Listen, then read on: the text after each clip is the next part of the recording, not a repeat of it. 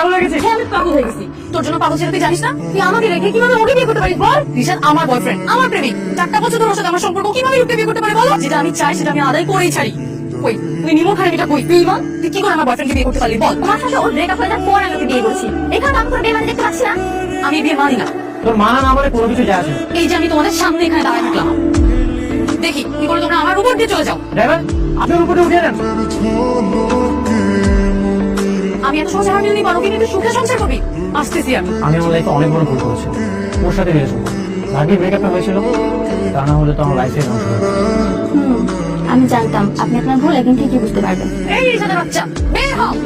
আমার সাথে প্রেম করে 4টা বছর এখন রূপের সাথে সংসার করবি? কি ভাবছিস আমি সেই ঐশী? বের হ।